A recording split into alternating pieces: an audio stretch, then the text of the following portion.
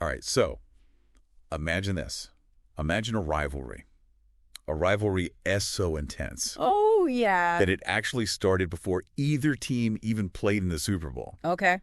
We're talking, of course, Broncos versus Raiders. Yeah. A clash that goes all the way back, get this, to the Wild West days of the AFL Oh. back in 1960. Wow. So, today we're going to do a deep dive into this legendary NFL rivalry. Right. I've got a stack of articles here, historical records. I even pulled some stats. Oh, love it. Just to kick things off, from the football database.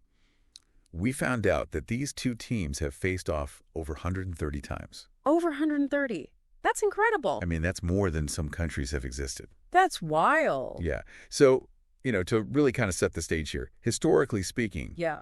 both of these teams, right, they were charter members of the American Football League. Absolutely. So that makes this like a clash of the OGs. Yeah. I like that. The OGs. Yeah. Yeah. And I think that actually adds a really interesting wrinkle to this rivalry because it's not just about who wins on the field today. It's about legacy. It's about carrying the torch for those original AFL teams. There's a certain weight to it, I think. It's almost like a founding fathers kind of situation. You know what I mean? It's like carrying the mantle. It is. Exactly. Yeah. And, we've got to address the elephant in the room here. Oh, yeah. The Raiders, they're currently leading the all-time series. They are. 73-55. Uh-huh. With 2 ties. Get ties. Yeah. So, as a Broncos fan, I got to ask. Yeah. Does that make it tough to get excited about these games? Oh, that's a great question. Knowing that historically the Raiders have kind of dominated. You know what? You would think that. You would think it would be tough. But honestly, I think it makes it more exciting. Really? Yeah, I think for Broncos fans, every win against the Raiders feels like a huge victory. Yeah. It's that classic David versus Goliath story, right? Yeah. It's like that underdog mentality. Exactly. Every time they pull out a W, it's like they've slayed the giant.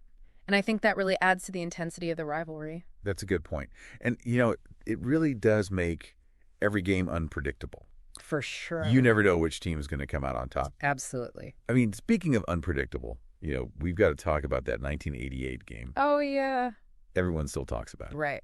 I mean, remind me, the Raiders were down big at halftime. They were down, and I don't know if you're ready for this, but they were down by 24 points. 24 points. 24 at halftime. Oh, my God. And they came back, and you're not going to believe this, but they won the game in overtime. It's insane. In overtime. In overtime. Wow. I mean, it just goes to show, right?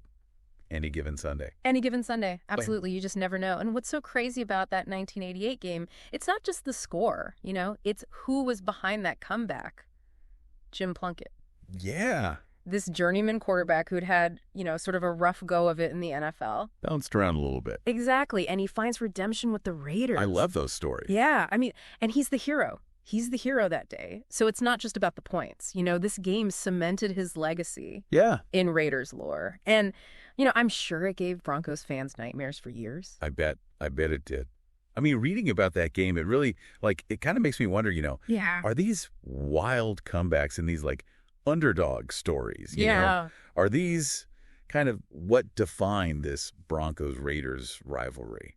That's an interesting question. And I think it is a huge part of it. The unpredictability, the never say die attitude of both teams, that's what keeps fans on the edge of their seats. But, I think we also have to think about, the recent past, right? Because, just this past October, the Broncos actually broke an 8-game losing streak against the Raiders. Oh, they did, yeah. They won 34-18. That was a big one. It was a big one. That was huge. Absolutely. And Pat Surtain II, he had 2 interceptions that game. He did. He was everywhere. Everywhere. It was incredible to watch, And that, I think, is a perfect example of how individual players can really shape the narrative of a rivalry. Yeah. Because, Surtain's performance that day, it felt symbolic, It felt like a changing of the guard. Like a changing tide, yeah. Yeah, absolutely. Yeah. And then not even a month later, just last week, I know. Broncos won again. They did. 24-16. Unbelievable. Rookie quarterback, Bo Nix, Yeah. really stepped up. Threw for 275 yards, 2 touchdowns. I mean, he was on fire. As a rookie, a rookie leading his team to victory over a rival like that, that's huge. That's a statement. you know? It is a statement. Yeah. And it makes me think that, we may be entering a new era in this rivalry, with Bo Nix at the helm for the Broncos. It's almost like a pendulum. It swings back and forth. You've got the Raiders on one side with this like long history of dominance. Right. And on the other side, you've got these young Broncos players like Bo Nix, Yeah.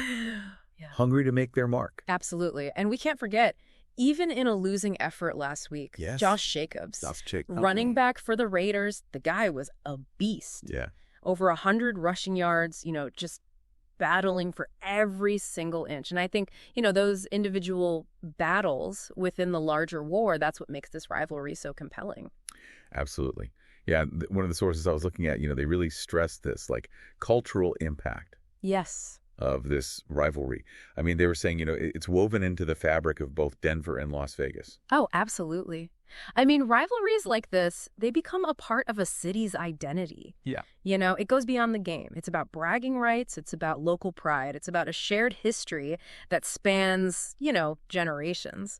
I mean, they really do kind of take on this, like, folklore kind of status. They do. It becomes almost like a story, that's passed down. Yeah. It becomes bigger than the sport itself. It does. It really does. So, I mean, I guess the question is, what's next? Right. Can Bo Nix become, the Broncos' new hero against the Raiders? It's a good question. And, continue writing this epic saga. Only time will tell. I mean, that's what I love about this rivalry. It's just, it's always exciting. Yeah. The intensity, the momentum swings, you never know what's going to happen, Yeah. And then the legendary players who, grace that field. It's pure theater. Yeah, it really is. I mean, and for everyone listening, here's something I want you to think about. Yeah.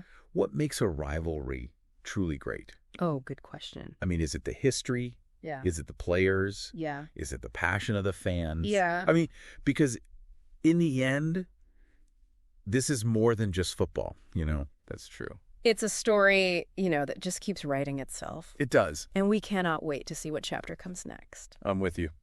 All right. Well, that is going to do it for this deep dive. All right. Thanks for joining us. Thanks for having me. And we'll see you next time. See ya. Today is your lucky day. Today is the day that our $3 website works for you, paying you directly to your PayPal daily. Imagine $3 ongoing continuous payments to your PayPal account. Imagine falling asleep and waking up to $300 in your PayPal account. How would this make you feel? How could this help you? What bills could you pay? What kind of fun could you have? What does that retirement look like now? All for a one-time payment of $3. This website is DFY done for you, fully built and completely hosted, and never stops collecting payments for you. You have spent $3 on coffee on a regular, but that coffee won't help you create multiple streams of income. Click the link below.